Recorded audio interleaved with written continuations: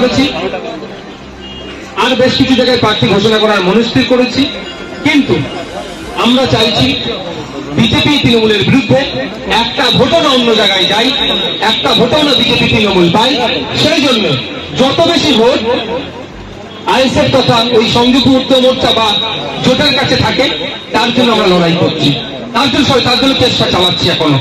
যদি কেউ দল কোন ফ্রন্ট যদি মনে করে এটা তো আমাদের দুর্বলতা, আমাদেরকে কর্নার করতে চাই, একটা নির্দিষ্ট টাইম পর্যন্ত অপেক্ষা করছি, তারপরে আমরা প্রার্থী দেব। অবশ্য শুধু যাদবপুর নয়, বিভিন্ন রাজ্যের আর বিভিন্ন জায়গাতেও আমাদের যেখানে ক্ষমতা আছে, যেখানে প্রার্থী দিলে বিজেপি তৃণমূলের ভোট যাবে না, বিজেপি তৃণমূলকে পরাস্ত করা যাবে, সেই সমস্ত সিটগুলিকে ওটা তো রাজ্য কমিটির বিষয়। ওটা যখন ঘোষণা হবে তখন আপনারা দেখতে পাবেন। এই যে 8টা ঘোষণা করেছেন আপনারা, এই যে সংযুক্ত মোর্চা ছিল বিধানসভায়, এই মোর্চার সঙ্গে কি কোনো আলোচনা করেই দেওয়া হয়েছে একটা না? আপনারা প্রশ্নটা দারুণ করেছেন, এটা আমাদের লেফট ফ্রন্টের বন্ধুরা খুব ছড়াচ্ছেন। দেখুন, সর্বপ্রথম আমি গিয়েছিলাম আলিমুদ্দিন স্ট্রিটে, ওখানকার শ্রদ্ধেয় সম্মানীয় বিমান বসু মহাশয়ের সাথে কথা বলেছিলাম, একাধিকবার আমাদের দলের নেতৃত্বদেরকে পাঠিয়েছিলাম, কিন্তু 2, 3, 4, 2, 3 পর্যন্ত সীমাবদ্ধ ছিল। তারপরে পরেই খবর পেলাম লেফটের পক্ষ থেকে আমাদের সাথে সেই মতো আলোচনা না করেই তারা তাদের প্রার্থী ঘোষণা করবে। তার পূর্বে আমরা আমাদের কোথায় কোথায় 8 জায়গায় কন্টেস্ট করতে চাইছি, সেই 8 জায়গার নামটা আমরা পাবলিক ডোমিনে দিয়েছিলাম। তারপরে লেফটের পক্ষ থেকে তাদের প্রার্থী কোথায় কোথায় দেবেন সে নাম ঘোষণা এবং প্রার্থী নাম ঘোষণা করেছে। সুতরাং তারপরে আমরা স্বতন্ত্র পার্টি হিসাবে, আমি তো লেফট ফ্রন্টের একটা সহযোগী দল নয়, আমাদের স্বতন্ত্রতা আছে, আমরা আমাদের 8টা দিয়েছি। আগামী দিনে এই কথা যদি না শেষ হয়, জোর যদি না তারা করতে চায়, তারা যদি না বিজেপি তৃণমূলকে আটকাতে চায়, তাহলে আমরা আমাদের লড়াই দিয়ে বিজেপি তৃণমূলের দিকে যাতে না ভোট যায়, তার লড়াইটা আমরা করতে হবে, করে আমাদেরকে আমাদের মতো প্রার্থী দিতে হবে। এই ক্যানিং বিধানসভাতে পঞ্চায়েত ভোটে আইএসএফ কর্মীদেরকে নমিনেশন করতে দিন, সেই ক্যানিং বিধানসভাতে এত মানুষের সারা আইএসএফ এর কর্মী সভাতে কি বলবে, কেমন সারা মিলবে বলে দাবি করছেন? পঞ্চায়েত নির্বাচনে ভোটের নামে প্রহসন হয়েছে, গুন্ডামস্তানকে কাজে লাগিয়ে, এই শাহজাহান শেখেদের গুন্ডাদেরকে কাজে নিয়ে লাগিয়ে শওকত মোল্লা সাহেবদের নেতৃত্বে ভাঙড়, ক্যানিং পূর্ব, ক্যানিং পশ্চিম থেকে শুরু করে অত্র অঞ্চলে আইএসএফকে দাঁড়াতে দেয়নি। পুলিশের কাছ থেকে যে আশা করেছিলাম, স্টেট ইলেকশন কমিশনের কাছ থেকে যে আশা করেছিলাম, সেই আশায় ব্যর্থ হয়েছে। তারা আমাদেরকে প্রোটেকশন দিতে আমরা পারিনি। ইভেন হাইকোর্টের অর্ডারও তারা মান্যতা দেয়নি। হাইকোর্টের অর্ডার ছিল এতজন মানুষকে নিয়ে গিয়ে পুলিশে স্কোয়াড করে নমিনেশন করাবে, তাদেরকে আবার নিরাপদে পৌঁছে দেবে, সেটাও তারা ব্যর্থ হয়েছে। তার লড়াইতে আমরা আছি।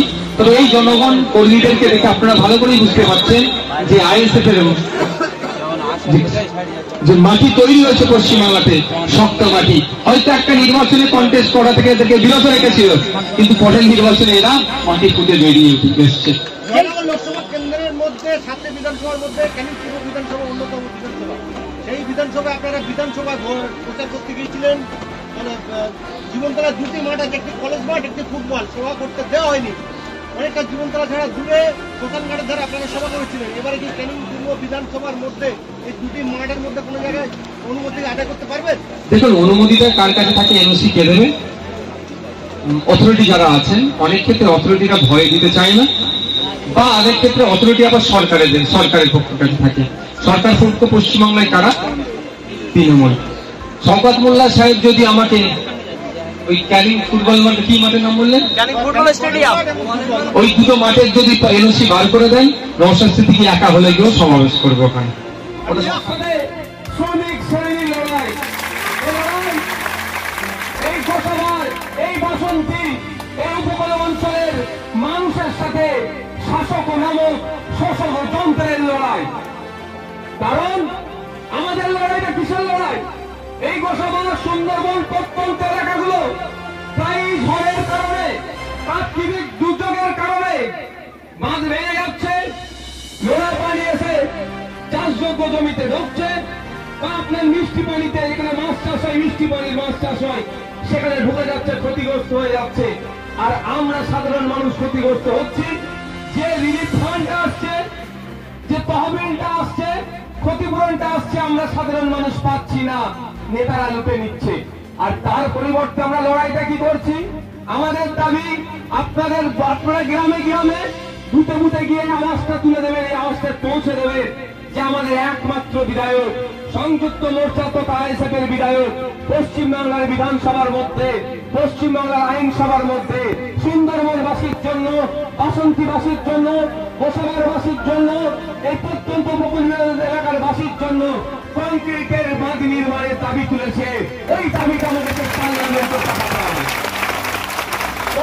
ওখানে আমাদের কোথায় লড়াইটা?